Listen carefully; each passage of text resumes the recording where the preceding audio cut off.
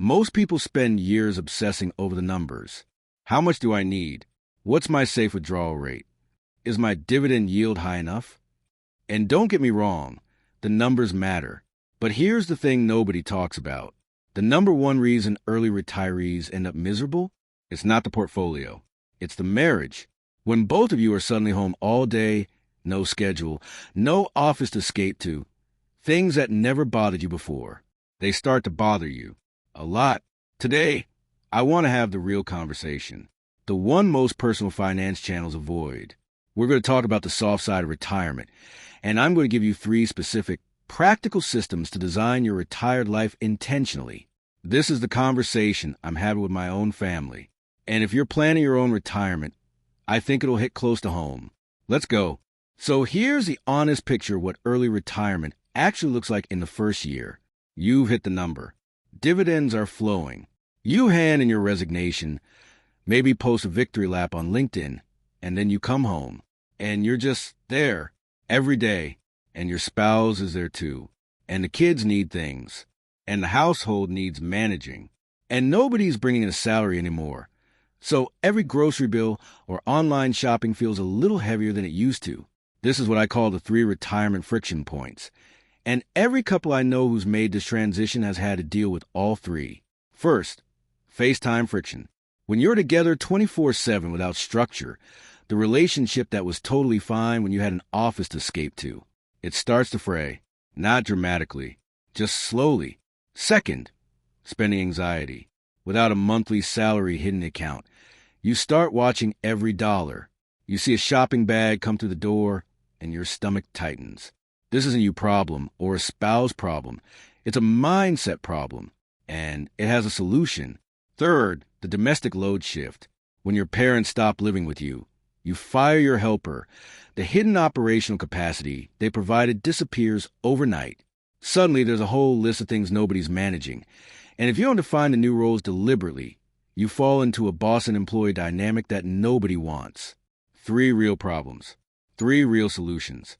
Let's go through them one by one. Here's something nobody tells you when you're dreaming about retirement. The office is annoying. The commute is soul-destroying. The meetings are pointless. But the office gives you something incredibly valuable that you don't realize until it's gone. Forced distance. When you're away for 8, 9, 10 hours a day, you and your partner operate in separate worlds. You have things to update each other on. You have your own wins, your own frustrations. You come home, and you actually have a conversation. Remove that structure overnight, and suddenly you are together, all the time, for every meal, every decision, every quiet moment, every restless afternoon. Now, I'm not saying that's bad, but without intentional design, what starts as we have so much more time together slowly becomes we're constantly in each other's way. Small frictions accumulate. You start having opinions about how your partner loads the dishwasher. They have opinions about how long you spend on your laptop. Nobody fights, but the energy in the house shifts. The technical term for this in relationship psychology is enmeshment, where the boundaries between 2 people get so blurry that individuality starts to disappear. And it's one of the quiet killers of otherwise good marriages. The solution is not to spend less time together. The solution is to design that time with intention. I call this framework sovereign boundaries, and it has 3 tactics. Tactic 1, the separate headquarters rule.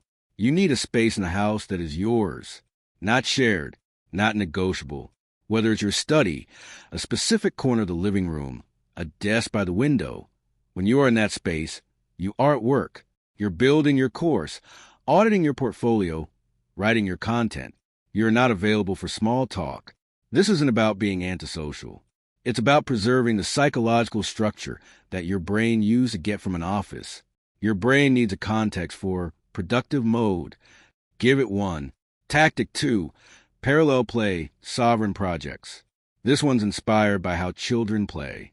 Kids can sit next to each other, completely absorbed in their own thing, perfectly content. Adults used to be good at this too.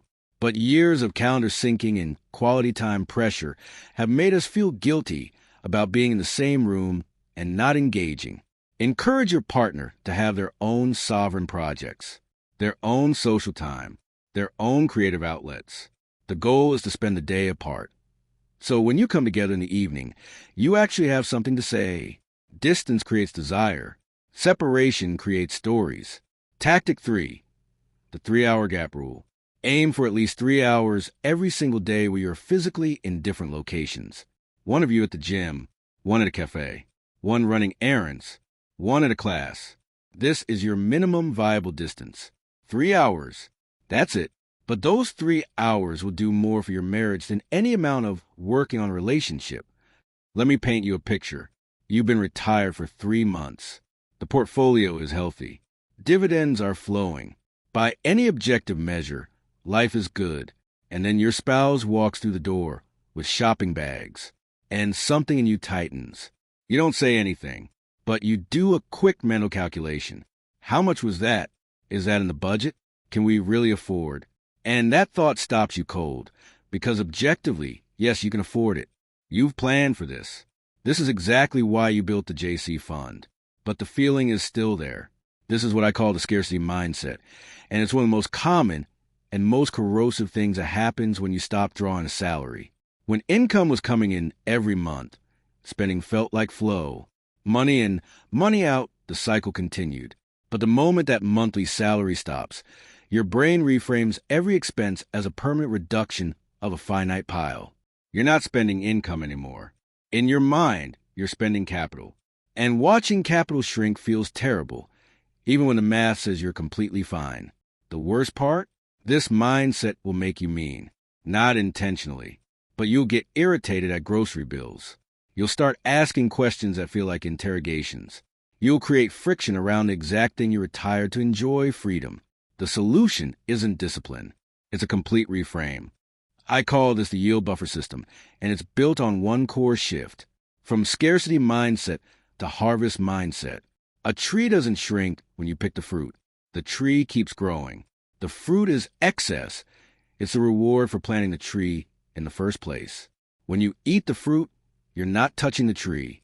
That's exactly what your dividend portfolio is. The 148,000 Singapore dollars in annual dividends the JC fund generates, that's the fruit. You are not touching the principal. You are harvesting the yield. 148,000 Singapore dollars a year is roughly 405 Singapore dollars every single day. Every single day, whether you wake up or not, that money is being generated. So when a 200 Singapore dollar grocery bill comes in, that's not 200 Singapore dollars gone. That's half a day's harvest. Less than 12 hours of passive income. Now, let me give you the 3 systems that lock this mindset in. System 1, the no questions asked allowance. Every month, you automate a fixed transfer into your partner's personal account and into yours. Whatever comes out of that account is completely invisible to you. No receipts. No audits. No, what did you spend that on? The account is sovereign. This one change eliminates 90% of money friction in retirement. System 2, reframe the bill. Every time you feel that tightening sensation, run this calculation.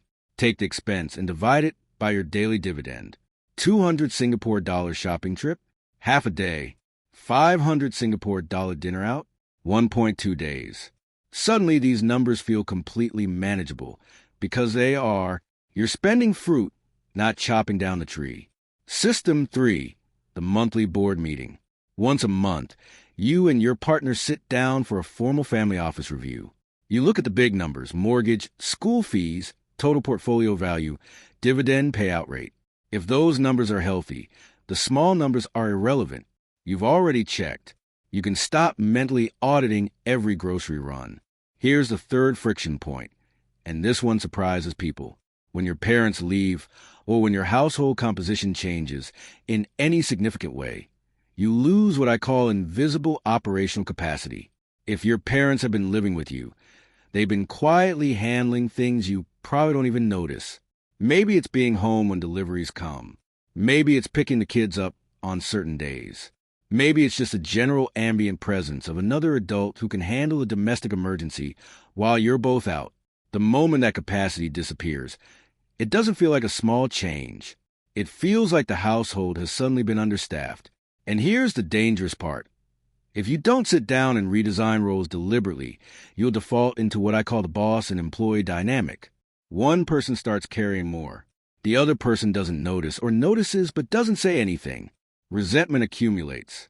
And then one day, a conversation about who's buying groceries turns into an argument about respect, fairness, and feeling unseen, and neither of you quite understands how you got there. This is not a character flaw. This is a systems failure. The household is a company. And when the headcount changes, you need to rewrite the org chart. I call this the household COO model. And here's how it works. Tactic 1, the domestic job description. Sit down with your partner and write out every recurring household responsibility. Not to assign blame, to assign ownership. Grocery logistics, school transport, utility management, household maintenance scheduling, bill payments. Each domain gets a clear owner. Once it's written down, there's no ambiguity. There's no, I thought you were doing that. You are the founder. Your partner is the COO. You divide the portfolio, and each of you runs your domains. Nobody is the boss. Nobody is the employee. Tactic 2, the invisible work audit. This is the most important conversation you will have. Ask your partner to sit down with you and list every single task she currently handles that you don't see. Not to make you feel guilty, to make the invisible visible. Most of the friction in a household doesn't come from the big, obvious tasks. It comes from invisible ones.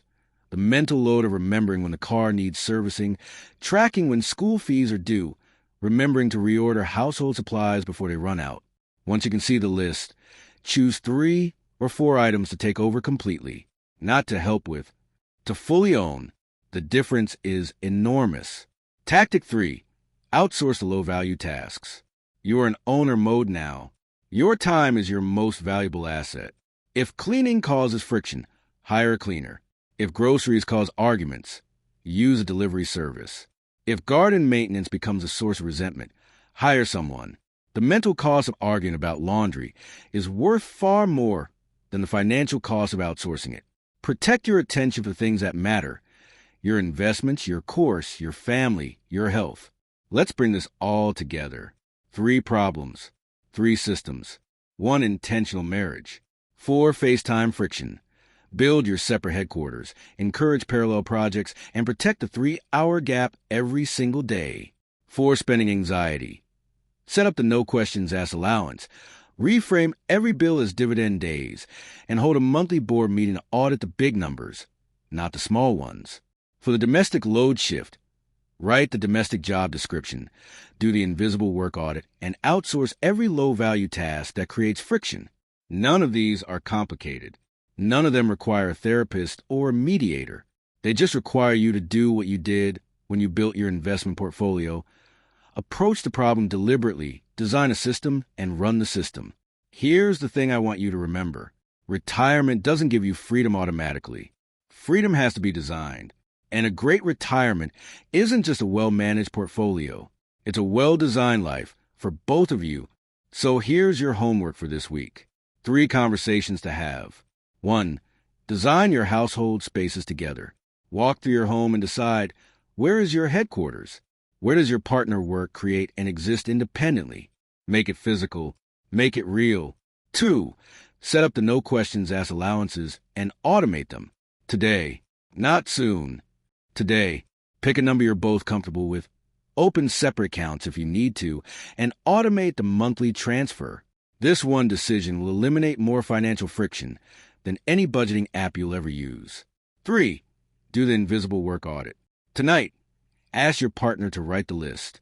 Everything she carries that you don't see. Then you choose 3 things to take over. Fully. Not, I'll try to help more. Own them. These aren't just relationship tips. They're the infrastructure of a successful retirement. Because here's the truth. You can have the perfect portfolio. You can have the right dividend yield, the right withdrawal rate, the right asset allocation. But if you haven't designed the life that portfolio is meant to support, the version where you and your partner actually enjoy being home together, then the numbers don't matter. Retirement isn't the end of structure. It's the beginning of intentional design. If this resonated with you, share it with someone who's planning their own transition. And if you want to go deeper on the JC Fund framework, the investment strategy that generates the 148,000 Singapore dollars in annual dividends. Check out the links below. I'll see you in the next one.